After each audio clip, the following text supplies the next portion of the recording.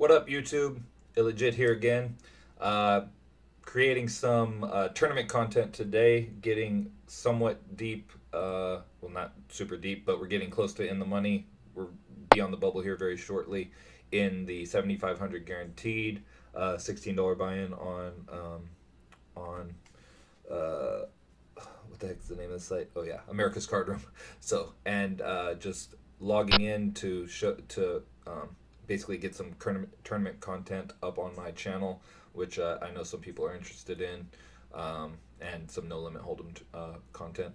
It's funny, like we went from a table that was insanely soft, like extremely weak, um, to like it was like maybe two, maybe three other like okay regs at most on the other table out of nine, and this table is literally all regs, at least at these stakes, like decent, like winning players, at these stakes, and all with like at least mostly with decent stacks. It's like unbelievable. Like I was like, what the hell? Like I was like, the other table was not the greatest setup because I had a pretty big, like a big stack left to me. Who was kind of like loose aggressive, um, or no, not loose aggressive, more like just like loose and playing like a ton of hands, and had a bigger stack than I did, even though I was a big stack, but was a terrible player, and then and like almost the whole field at the other table were all like extremely bad losing players.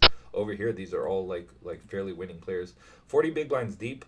We could flat here, but like one of the fellas has a pretty good like shoving stack. I think I am gonna flat here. One of the fellas now has a very good spot to reshove, but he won't necessarily take it. And then we're mostly set mining, but also we're in position, so we can sometimes win the pot if he doesn't see bet, and the board is good for us. So we'll see. All right, we'll take a stab right here. Obviously, we can flat some queens and types of hands that actually hit this board reasonably well. And if he just gives up, that's fine.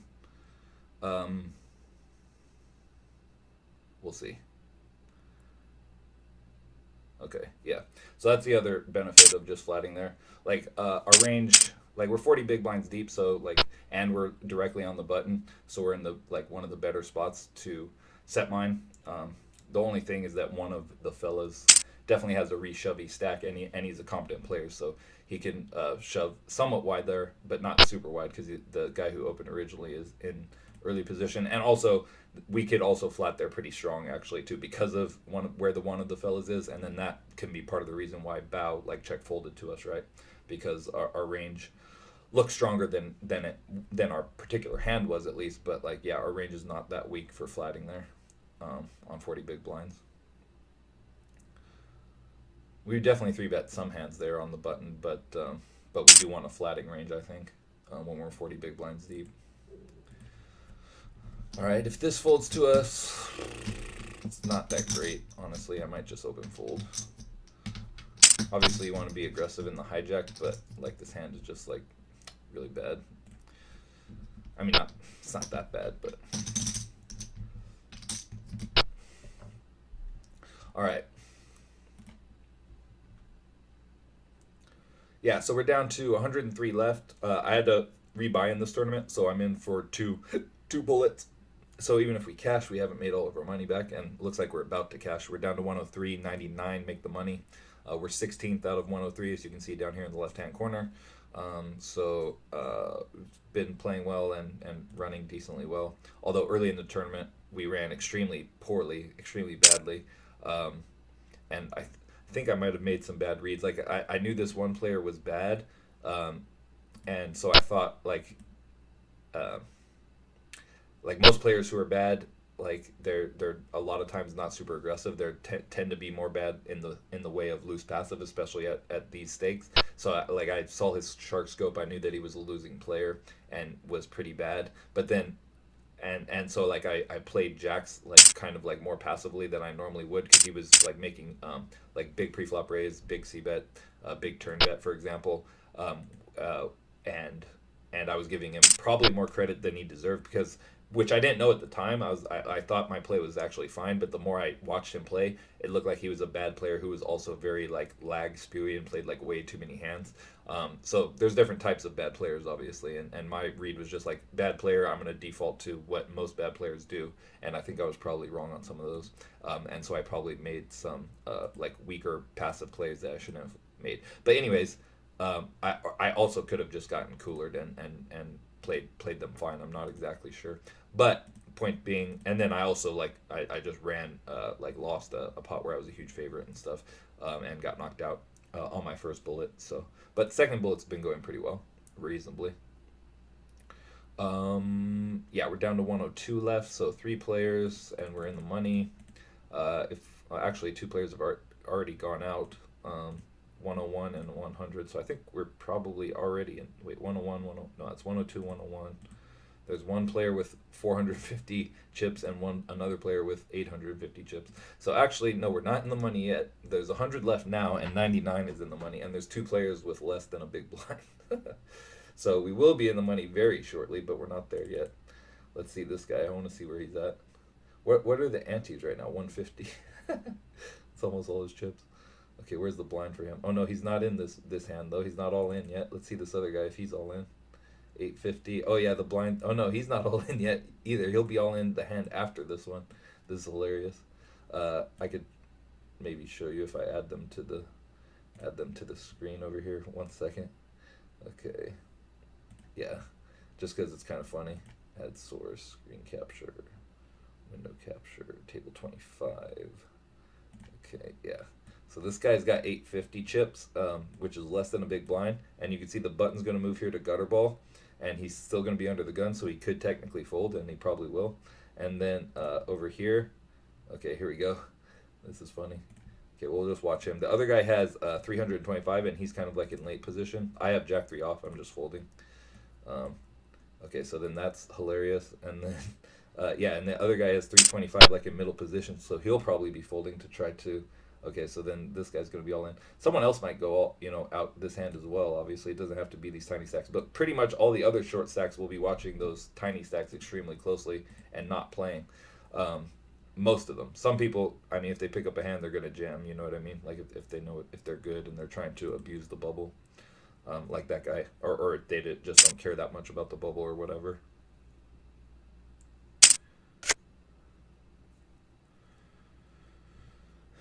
There's a big pot over on this other table. Oh, wow.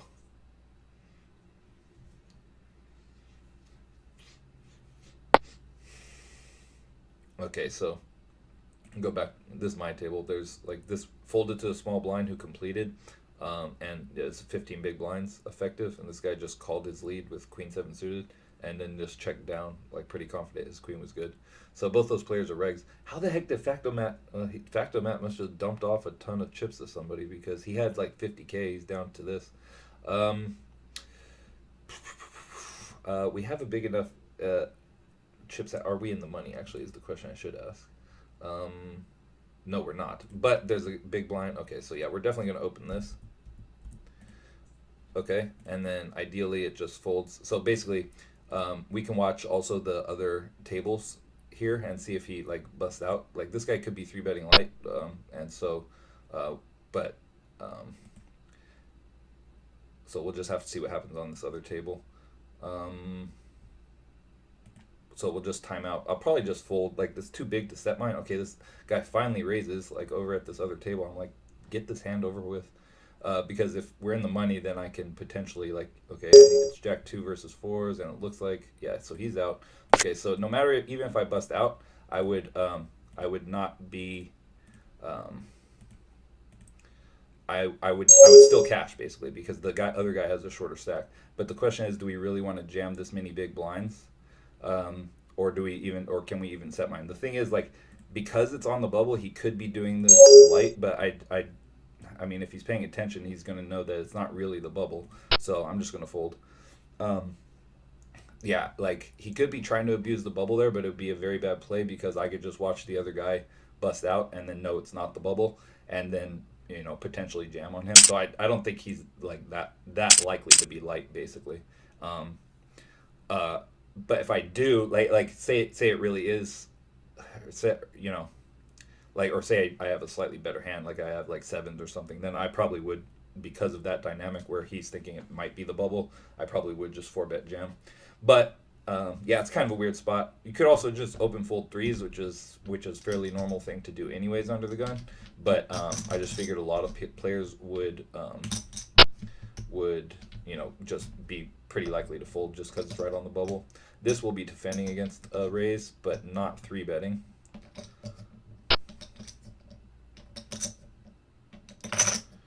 Definitely be calling here in the big. If he goes 3-bet, we'll just fold probably. Yeah, here we go. All right, we would like to flop a set, would be the best, but yeah, that's a pretty bad board. Start with the check.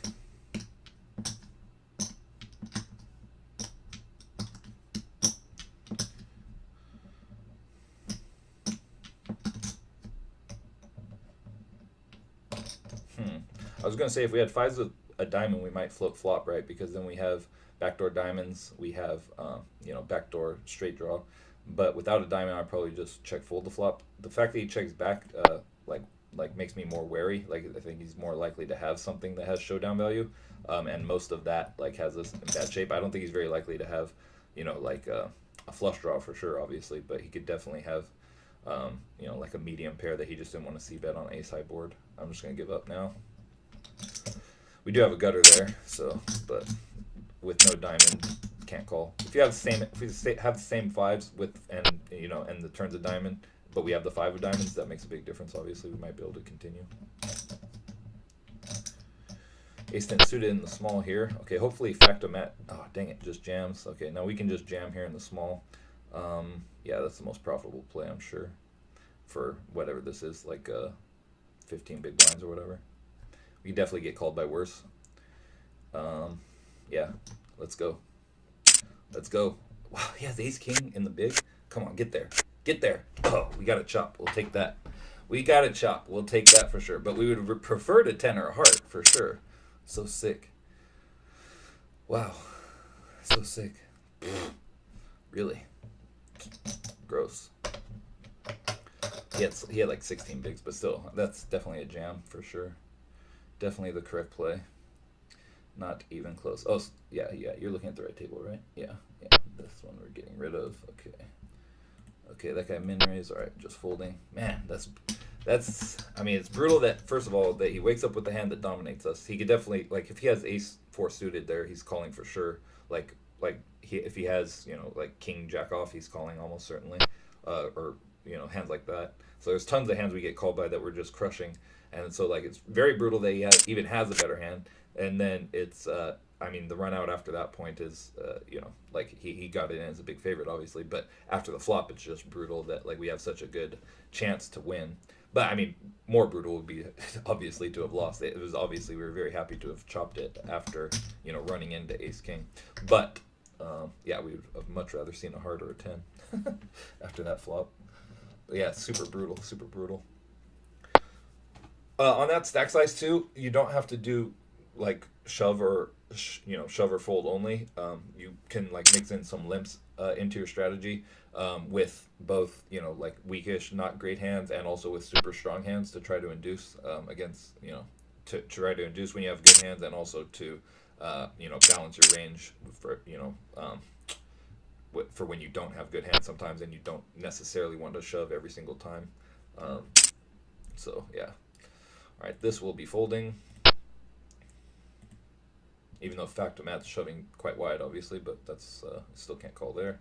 Down to 87, so we get a pay ladder at in another 7 people. People are getting knocked out really quick at this point, obviously, but 6 more people, and we get a pay ladder, which is cool.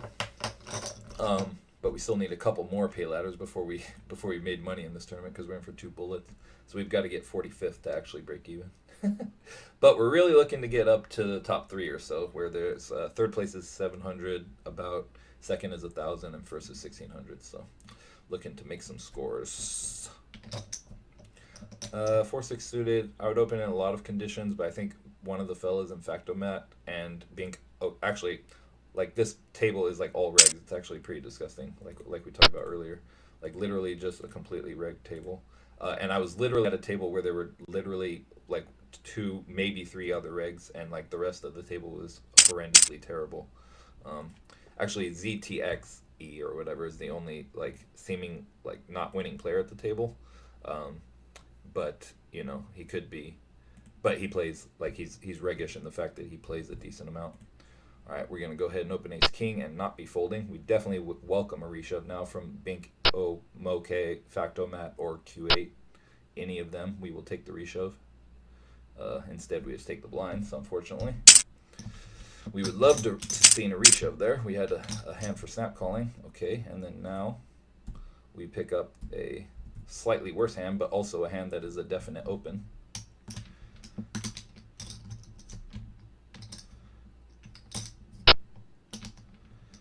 If Factomat goes, we'll probably have to call. He only has like 12 bigs, and we're going to be getting a good price, and he's going to be going quite wide at this point. There it is.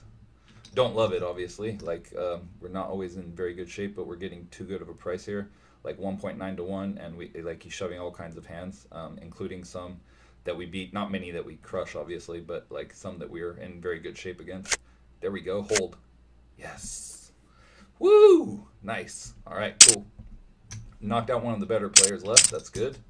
Now we've got two jacks in the blind. All right, baby. Let's go. Let's go. Yeah, 1.9 to 1 there. So, yeah, we're definitely getting it in.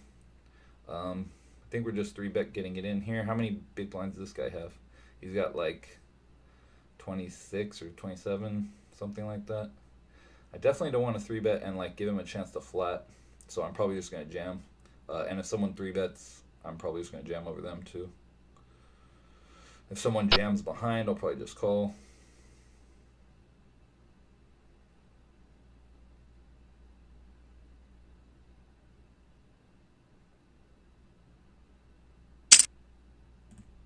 Okay, now here we go. Well, thing is though that now this guy has like too many chips to just straight jam. So we're just going to 3-bet like on the largest side, but not jam, where he can't like really flat.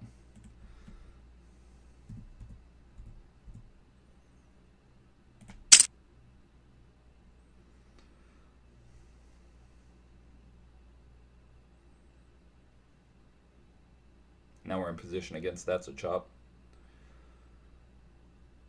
Okay, we just take it down with jacks, which is fine.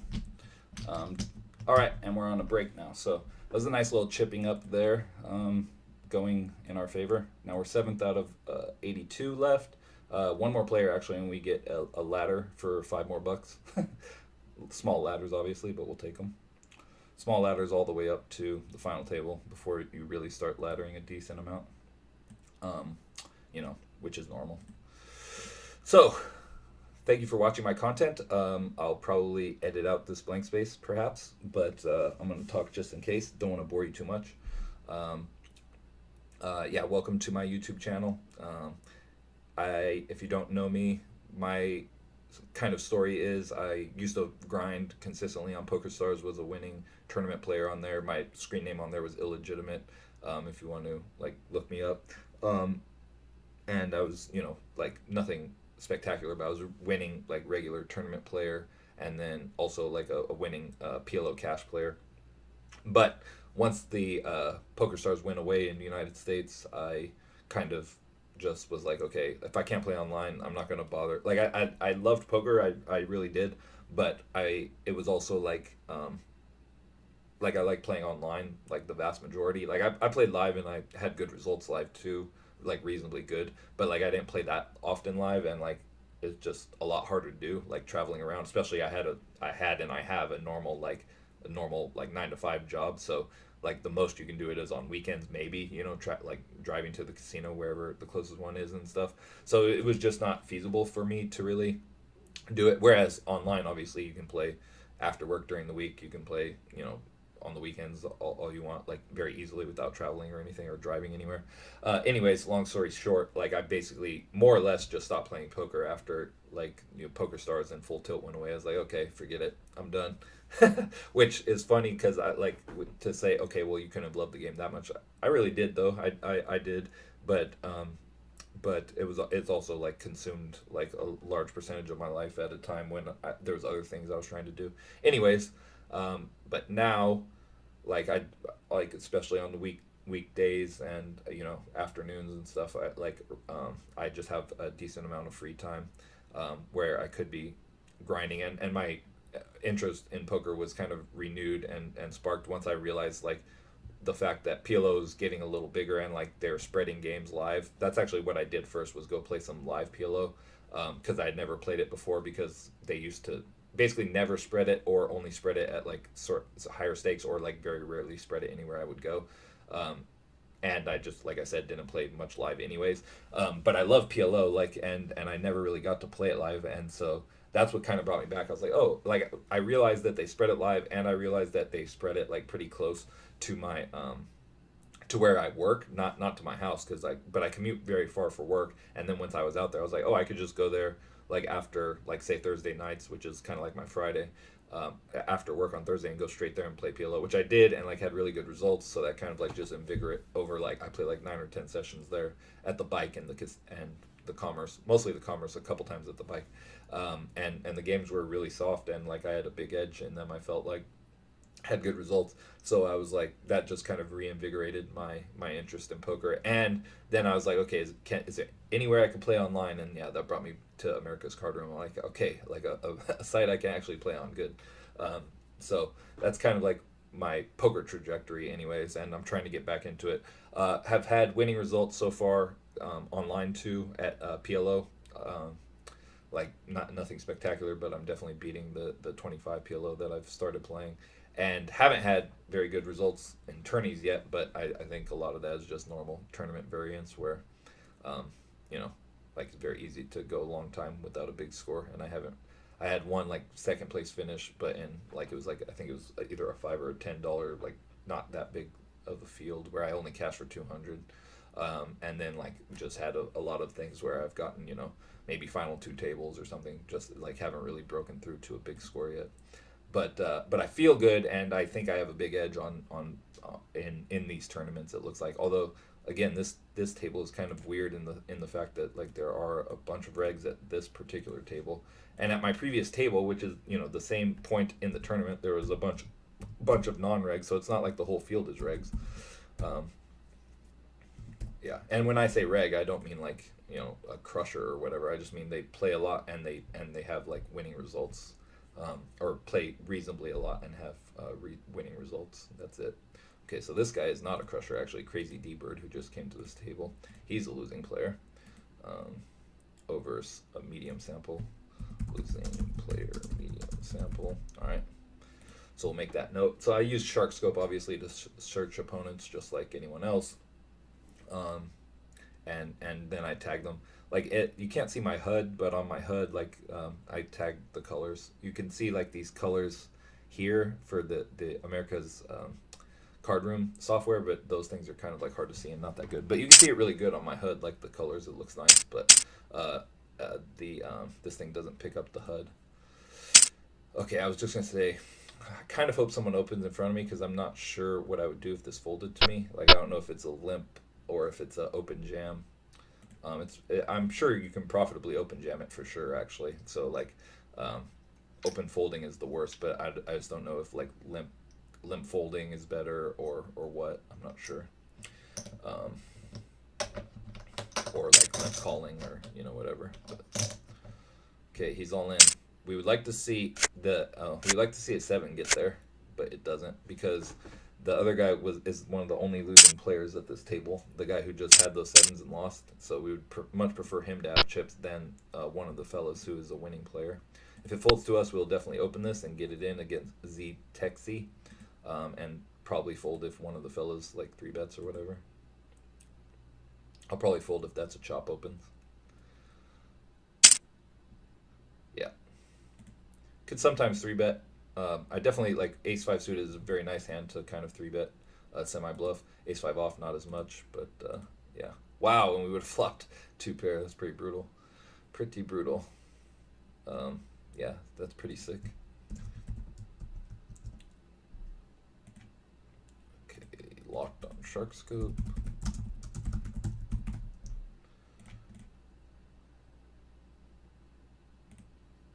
Wow, I would have made a full. He had ace nine. Holy crap! Holy crap! And I, he would have flopped top two pair. I would have flopped top and bottom, and I would have turned a two outer to make a full house. Wow, wow. Well, if I three bet pre, he probably just folds actually, and I just win against the other guy most likely. And I'm not. And generally, that's how I would play that hand. Like I'm not just gonna flat it. I probably three bet it if I'm gonna play it at all. So, all right, let's see. See how we get in trouble here with the jacks. Super deep versus bow. Okay, well that's good. We're only 20 big blinds deep with Bink, so we hope he rejams here. And we'll be snap calling obviously if he does. Okay, he just flats. One queen overcard, not the worst, not the best.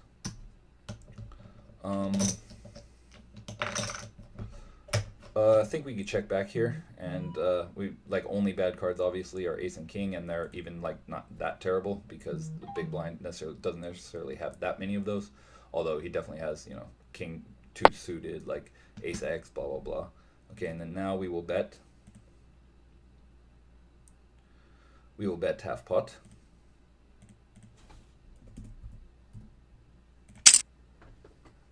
For protection, with pretty happy that our hand is best here at this point, most likely.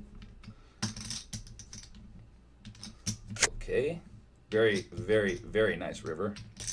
Not afraid of a queen anymore. And we have a pretty easy value bet, I think, to try to get called by a 10, mostly, obviously, by a 10. And we're going to go reasonably sized because we probably would if we were bluffing. Not huge, but reasonably big. That is pretty huge, I guess. That's pretty big. And it should look pretty bluffy. We check back flop. Like, we probably don't have that many queens. Very gross if we get jammed on, actually. I wasn't even thinking of that, but yeah. Cool. Well, we won it, at least. We wouldn't have minded a call on that river for sure, though. Obviously. I mean, any better hand would have called, obviously. But also, worse hands could call for sure. Lots of worse hands.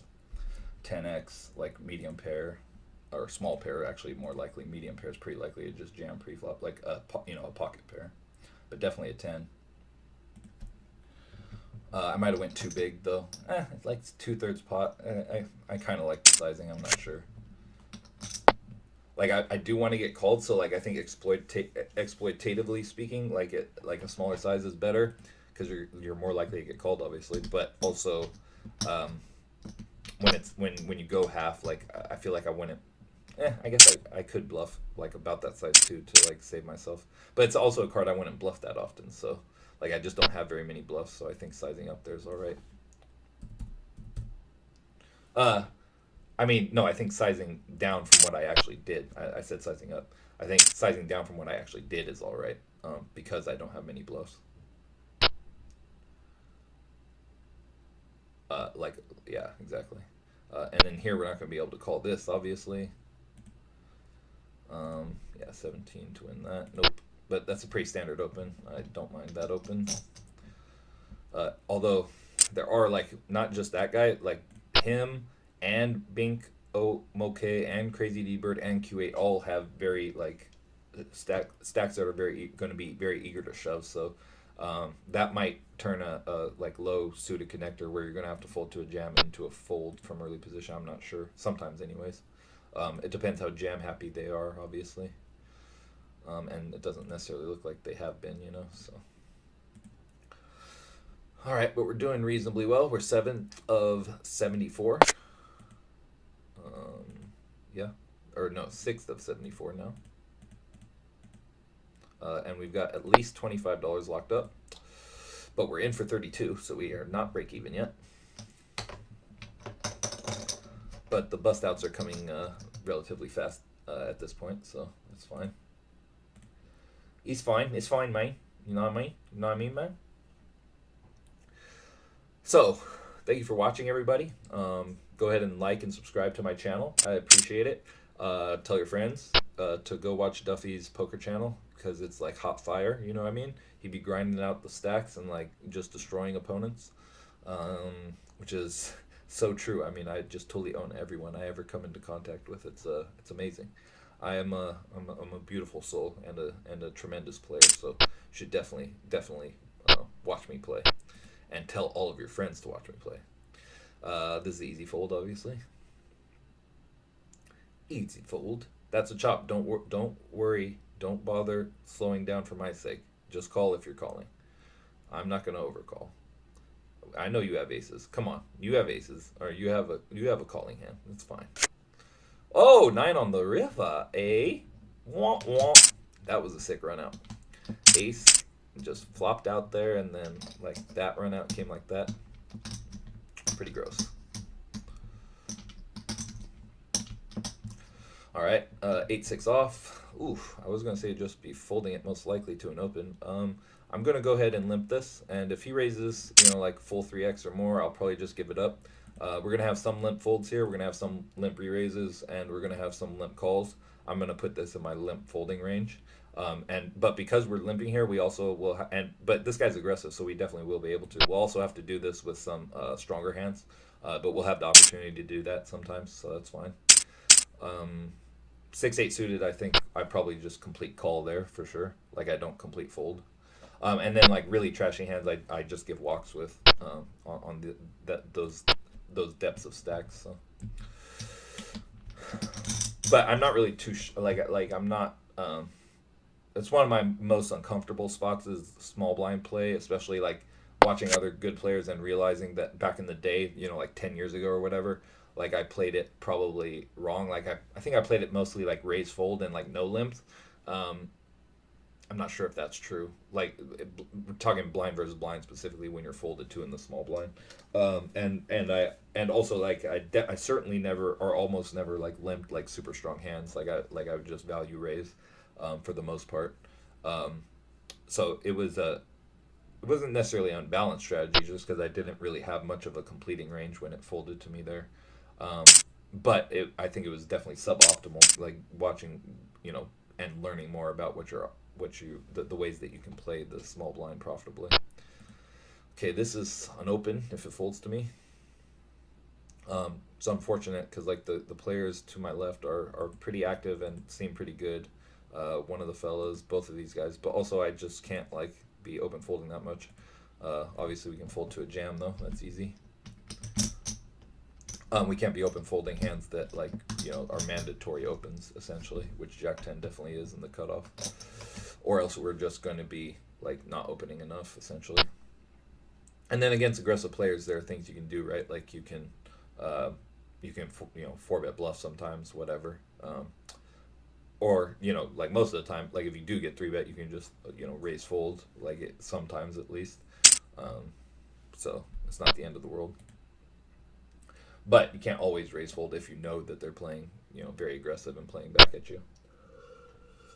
Sometimes you'll have to make a stand, but not necessarily with Jack 10 off. You'll have other hands to do it with, that are mediocre semi bluffs. Like Jack 9 suited or hands like that where you sometimes will like 4-bet and get it in. On this stack depth less often, so obviously if you had a hand like Jack 9 suited, you're more likely to raise call than raise 4-bet. Just gonna fold Queen 7 suited. You can open that from like hijack, I think. It's just reasonable to open it from the hijack. From where I'm at, I think I like the fold. All right, we're down to 70 players left. So 60. Once we get down to 63, we get another pay jump. Although the busts I think are gonna slow down. Yeah, there's still a lot of stacks that are 10 big blinds or less. So maybe not. Maybe we'll still get quite a few. Bust outs. Okay, it says right now that BAO is inactive, which is good. That's like one of the aggressive players behind us who's now like, well, he was for a second anyway, sitting out.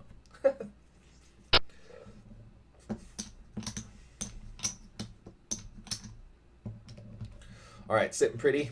Sorry, I'm just one tabling, but like, I've been trying to want to practice my tournaments more. Haven't had a chance to play that many, so like. But also during the week, there's only a couple that I can register that won't like right after work, like around 4:30 or 5. That won't take me too late in the night, most likely. And then, wow, that's a sick chop. and this is one of them, and there's like one other one, like the hyper turbo like mega stack or whatever, or that one which I did register. I busted out of earlier, and actually, yeah, I ran extremely bad in that one. Got like coolered, or got sucked out on not coolered a bunch of times. Anyways, yeah, or like two big times. Anyways, my point is like there's only a few like MTTs during the weekdays after work that I can actually register and still get to bed at a reasonable time. Like even right now is like if I go, I'm assuming I possibly could go the whole way, which will be whatever that is, 11 or midnight. I don't know how long that'll take. Um, Something like that. And in that case, that's later than I do want to stay up, but I can definitely like swing it occasionally. Um, if I make the deep run, and then sometimes obviously I won't be going all the way. Okay, this is close. That's a chop is a competent player. Wow. Okay. I wouldn't want to call that there, but I think that's close to a call. Queen 10 suited, I think, is a call. Queen 10 off is close to being a call. So I really like that we got a walk there, actually. That's good.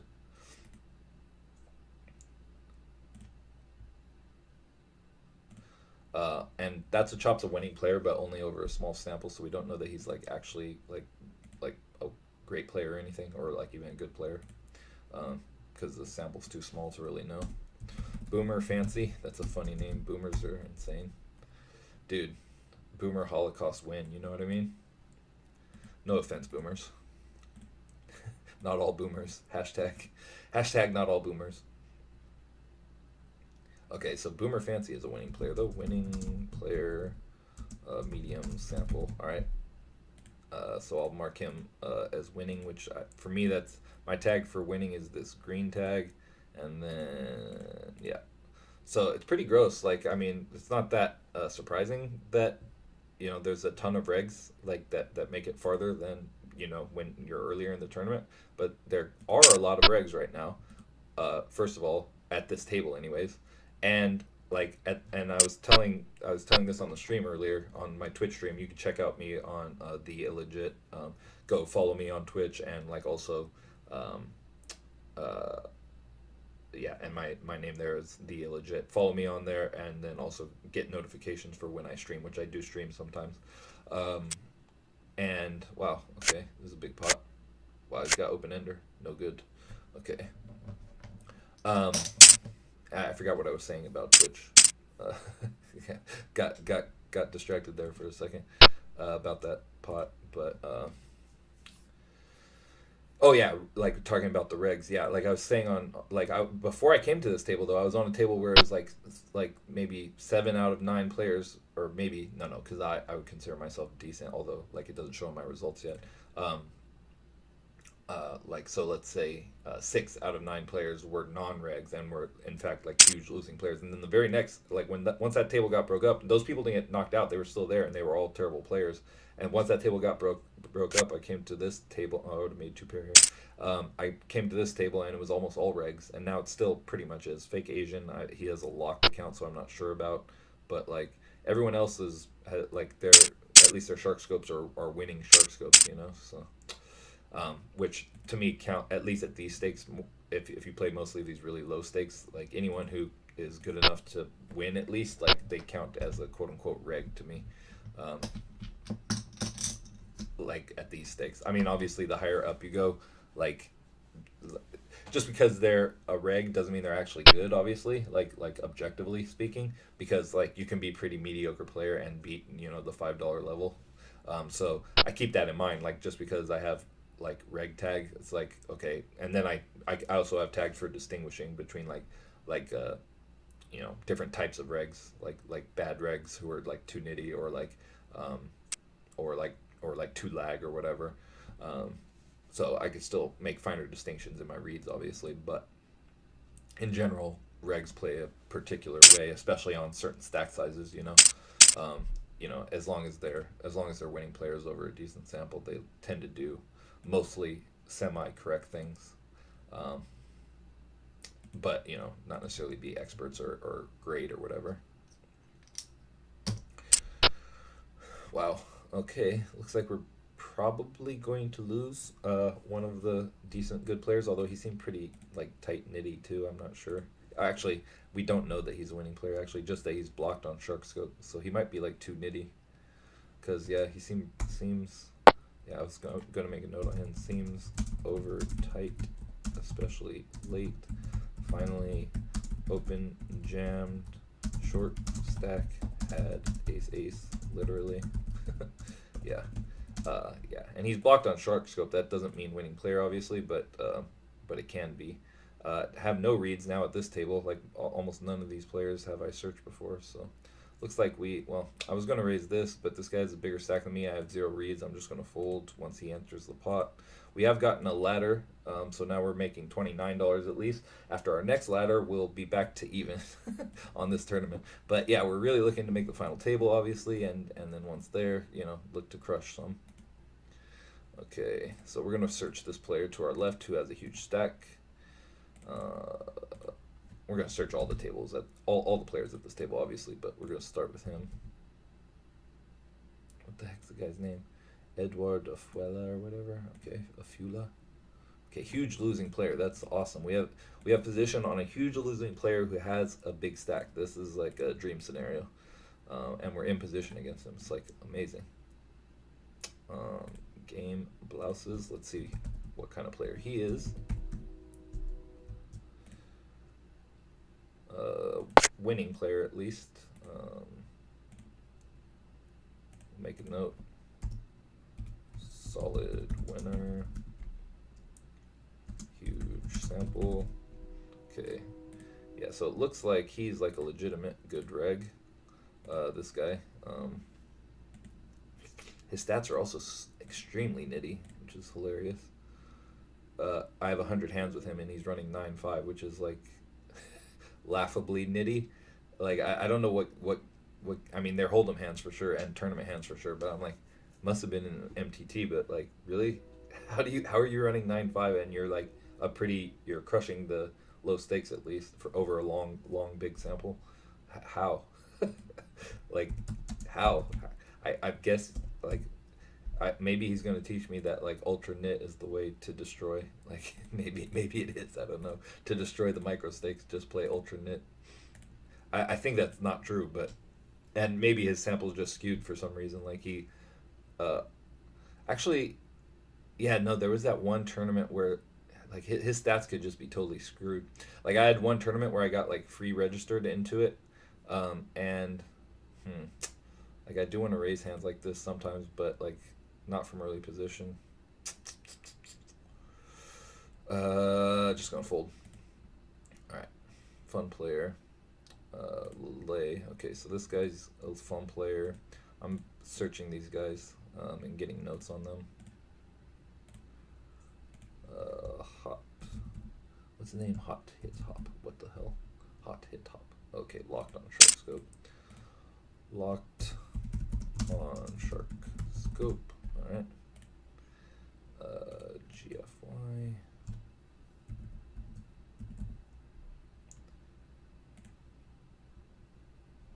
Okay, big winning player, mostly off one score. Huge winning player, mostly off one big score. Small sample. I'm not gonna give him a reg tag just for that. Maybe I will. Yeah, let's still give him a reg tag. His like sample's too small to really know anything, but whatever. This guy's opening big and he does not have a big stack. Will definitely be folding. Okay, Tonka's donk. Oh, donk, sorry.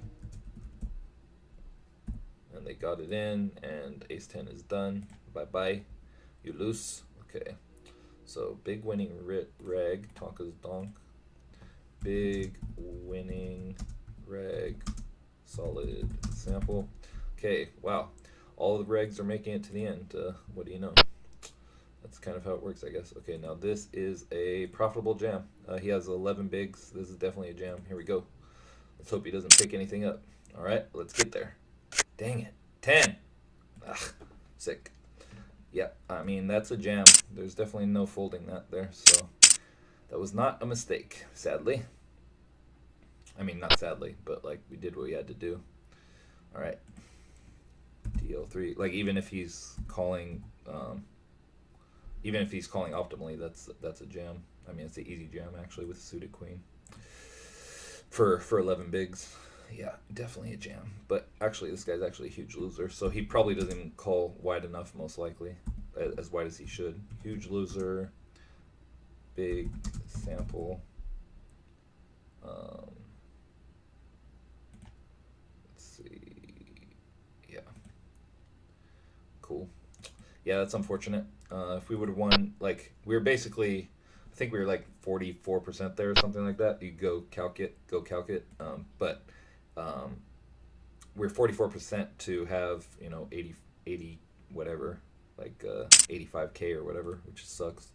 It was basically a flip essentially, and then a lot of times, obviously, the reason that's a shove, if you don't really know too much about tournament poker, is because you have to basically take into account all the times you're going to just win the significant number of chips or blinds that are out there already. There's basically 2.5 blinds out there with just the antes and the blinds, or something like that. About 2.5 blinds. Like some portion of the time he's going to be folding because he has 11 full big blinds. He's not calling every single hand. Obviously, there's lots of hands that he's going to be folding. So, like probably certainly more than 65%. And so like all of those times you're just going to win 2.5 big blinds, right?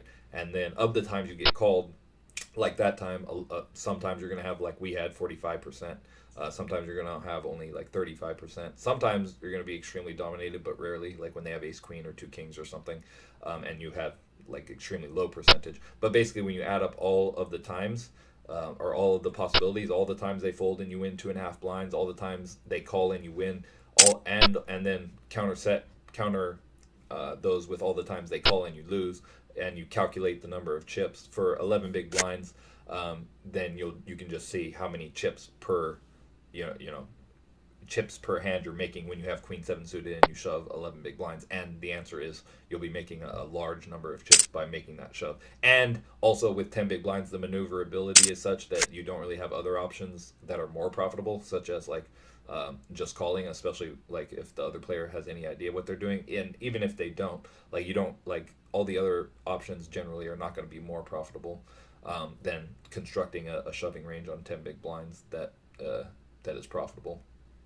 And then sometimes, like once you know all the hands that you can shove, sometimes if you notice at least that someone's too nitty, and it's not going to make the calls they're supposed to make with hands like king four suited, like, which should also be calling us there, right? Like, but if you notice, okay, it seems like at least they're not calling as much as they should, like they're too nitty, then you can open up even what is the optimal shoving range to even more hands. To sometimes, like, if the optimal range is something like 70% of hands, which I'm not sure it's saying that it is there, but then you notice that the big blind's too nitty, then you can make it, like 85 or 90% of hands, or sometimes like all hands, because you just know they're going to fold way too much.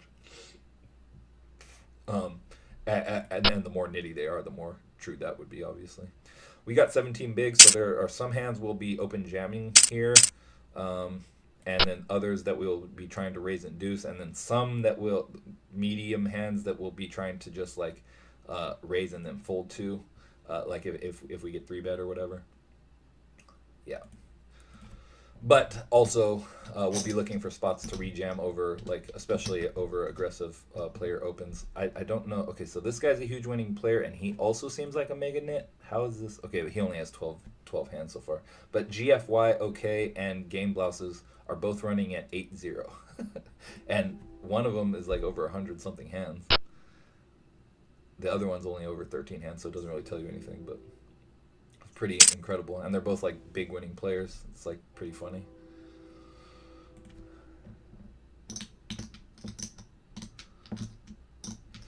Yeah, unfortunate that our queen seven ran into a hand that could call, and we didn't win, because it was, like we said, is like almost 50-50 essentially. Not quite, but like almost. Pre-flop. We can defend here, and probably should on this stack. Yeah, we're folding too much if we fold this. Okay, I'm glad we did. I'm glad we defended here, because we went and flopped the nuts. Now we're going to start with the check. I really don't want to check raise this, but like that's what I would do with most of my like mediocre hands and draws is check raise this board. Um, okay, I'm kind of glad he checks back because now we can lead the turn. And also, we're pretty sure he has no draws, obviously. And he usually will have some kind of showdown, but apparently not. Unfortunate. Well, that's really sad. We're trying to build a pot on the turn. You can give him. You can check again, obviously. Give him like the board is still like very favorable to us. When he checks back, he's very unlikely to have a flush draw. So like we're still not scared of like virtually any river. So it's not a bad spot to check again. But then like once you do, you're going to check raise. I prefer like betting there, assuming that he has something that can call a decent amount of the time, which I think he does. Um, yeah. All right, and then this is we have a very good reshoving size stack now, which is 20 big blinds for over min raise opens, and against a button open we would reshove like lots of hands. I think if I had, but sometimes we can fold hands like this, but hands like queen 10 suited, I might sometimes jam it in his high. Obviously, our read on this guy is that he's nitty, but like it's based on like insufficient information. I'm not sure where these hands came from that are showing us how nitty he is.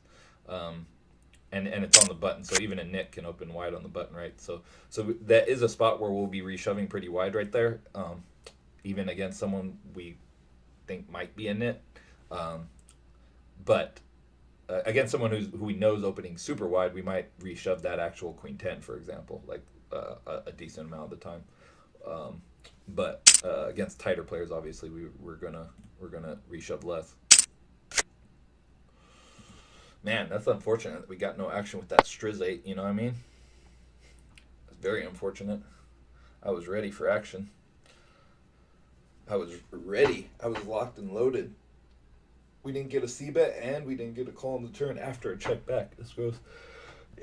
The interesting scenario would be if he c-bet that flop, like if I had like an 8-9, like a medium pair and an open ender or something, or if I had a flush draw after that flop. The way I would play all those hands is to check jam them, and so to balance my range against someone who I think I need to balance against, which like a decent good player who's observant, then like I would need to sometimes just check jam the nuts as well. But it feels really gross because you're just gonna get them to fold a lot. Although they're never folding hands like over pairs or flush draws if they have them, or like combo or like combo draws like top pair with the open ender or just an open ender. Like they're very unlikely to fold those. So if they did c-bet, there's still a pretty good chance you get called. And so yeah, you can definitely include that in your check jamming range. And it also prevents like scary cards coming off on the turn where then they get spooked and you don't get paid off with your big hand. You know what I mean? So it has benefits other than getting fold equity. Although when you have the mediocre hands, obviously you want the aspect of it that gets you fold equity. But sometimes you just have to do it with the nizzles too. So anyways, we're down to 52 remaining. Started with 559, so we're down to the last 10% of the field. Need a few more to bust before we make any profit.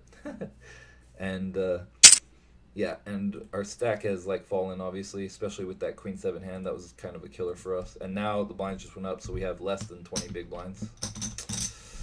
It will be interesting if it folds to us here. We'll have to see what we're gonna do. I'm not sure.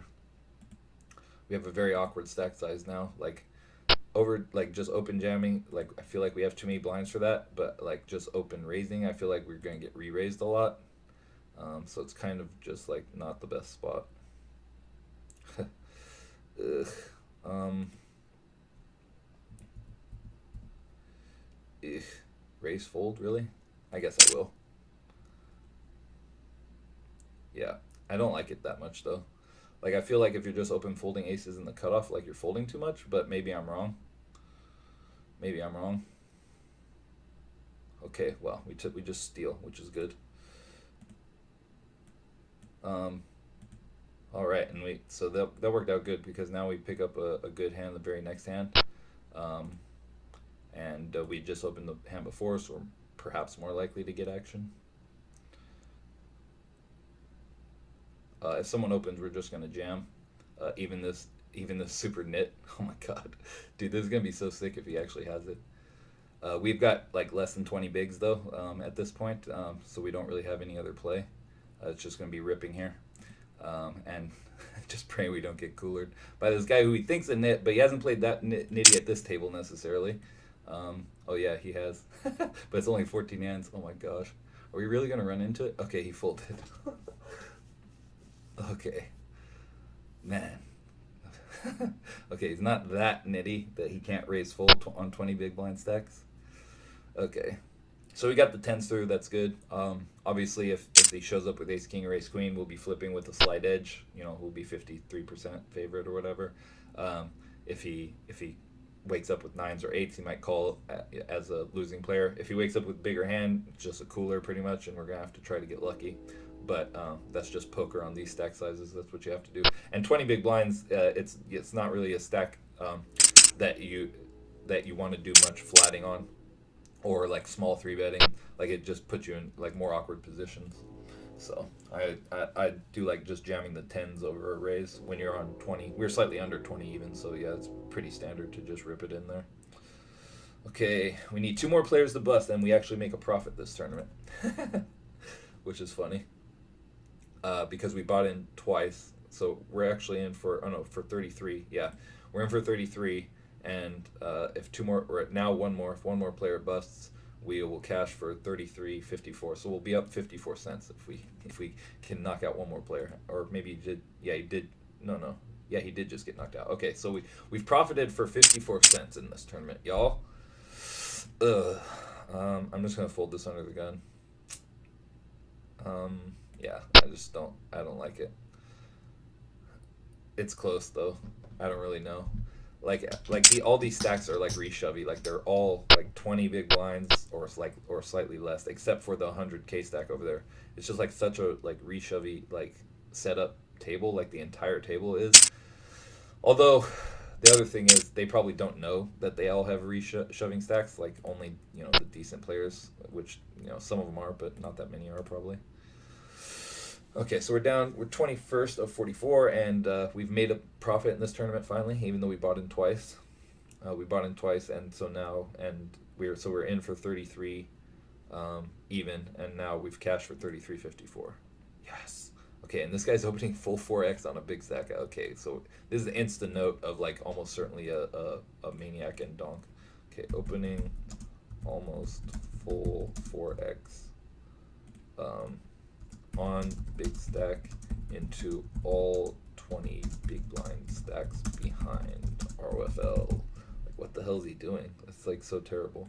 Like, if it's a big hand, it's terrible. If it's a mediocre hand, it's terrible. There's like literally no hand that open raising that size makes sense. And sure enough, the guy's a huge losing player. What do you know?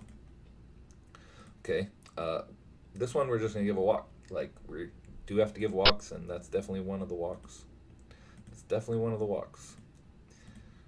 All right, so that guy's a huge. Oh, we will not be giving a walk with this hand. Nay, nay, nay, nay, nay. We still have a reshovey size stack, which is interesting. Hopefully this guy. Oh dang, I was hoping he would oversized raise again. All right, come on, y'all. Someone just open jam. Make it easy. Open, rip it, dude. Am I gonna shove on game blasters again? Okay, no. Okay, now we have 20 bigs here. We could open rip sometimes, but also we can raise fold and we can just raise call. So we're just going to raise call. We're really hoping. How nitty is this table? Maybe it's way nittier than I think, and I should just start like raising everything. They like both snap folded, didn't even think about it, and they both have like reshovey stacks. Maybe everyone's a nit. And I'm not, and I'm needing to open up more. Perhaps true. It is perhaps true. Okay, fold that. DJ Khaled with best. Let's see. Okay, this guy's a losing player. Big sample. Okay. Losing player, solid sample. Oh, two aces after having two kings? Holy crap, you gotta be shitting me. I'm like, everyone's playing nitty right now? Seriously? It's unbelievable. This guy hasn't raised once. He hasn't played a single pot. I mean, that's not that weird, I guess. Here we go. Let's see if we can actually get action with this one. It's gonna be pretty brutal if they just all snap fold again. please, please, please. Oh, yes, yes, yes, yes, yes. Oh, man. Like, we would never flat here, so, like, I think we just have to jam. But I also, like, he's been extremely tight, so I think, like, there's a reasonable chance we get called anyways. Like, flatting just is, like, looks so awkward and weird. Looks so awkward and weird.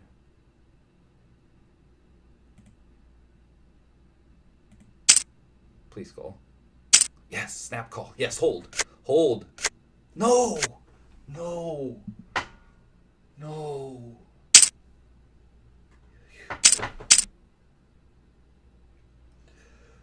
No! We're down to 2 big blinds. Those 4, that we're the shortest chip stack in the tournament now. And that would have put us at 112. We would have been 6 in chips if we won that. As an 80% favorite, if you don't know, aces against jacks, we're 80% favorite. And we put him on a very strong range that was definitely going to call us. On 20 BBs versus middle position open, 3-bet jack, for a third stack. Didn't just shove, lol. He had a stack where he definitely should just be reshoving, and he didn't. That's very brutal, obviously. This video looks like it's coming to a close in anticlimactic and fashion. Question is, do we go with this or try to wait for a better hand? How big are the antes? 300. They're eating into us. I'm just going to go with this one. The antes are extremely big. We only have 2 bigs. We have a suited connector. We have almost no fold equity, but I mean, maybe someone will accidentally fold. You never know. Okay. Oh, wow. We're up against the worst possible hand to be against. That's pretty bad. All right. Well, GG us. Thank you for watching. I don't like how that tournament ended. It was very sad, but we actually got some videoed tournament content at least. I cashed for 33.54. Aces against jacks for all the chips in the world would have given us the top 6 or top 5 stack in the tournament with only 39 players left. I think that's what we got, 39th. Let's see. Yeah, 39th. Pretty brutal. 39th. And actually, yeah, we just bubbled another slight pay jump. So, yeah, that was unfortunate, but obviously we did nothing wrong. We played our hands perfectly, learned a little bit, and yeah, thanks for watching. Like and subscribe. Tell your friends about my channel. Peace out. We'll catch you guys next time. Later.